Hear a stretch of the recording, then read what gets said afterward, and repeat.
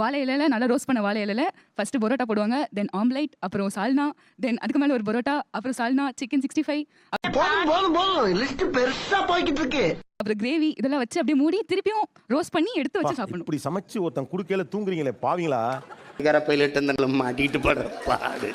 ஆனா இதுல பாதி பேருக்கு வாய் ஊறுது. சோ எத்தனை மணிக்கு முடிப்பானுங்க அப்படின்னு.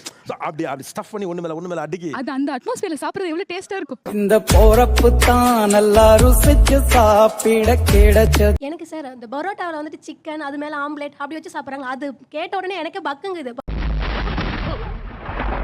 பரோட்டா வந்துட்டு பக்குனுச்சா பரோட்டிக்கிட்டு வந்துச்சா ஒரு மாதிரியாவே இல்ல நீங்க இருக்குங்க சொல்லல சார். பக்குன்னு இப்படி எப்படி வரும் நான் பார்த்தேன். பாடி லாங்குவேஜ் பக்குன்னு இருந்துச்சுங்க. காலங்காத்தால ஒரு ரூசு போயிட்டு வந்து சிக்கிட்டமே. சார் நைட்டு சாப்பிட்றதே தப்பு தானேங்க சார். அது எத்தனை மணி வரைக்கும் டிவி பாக்குறீங்க? மொபைல் இருக்குன்னு மொபைலில் மட்டும் தாங்க சார். டிவி நான் பார்க்கலங்க சார். நீ ஏன் இவ்வளவு கேவலமா இருக்கேன்னு சொல்ல வர ஒத்துக்கிறேன். ஃபுல் வீடியோக்கு ஹேண்டிலுக்கு கீழே லிங்க் இருக்கு. அதை கிளிக் பண்ணி பாருங்க. அப்படியே சேனலை மறக்காம சப்ஸ்கிரைப் பண்ணிருங்க. நான் நினைச்சா பண்ணலாம், ஆனா பண்ண மாட்டேன்.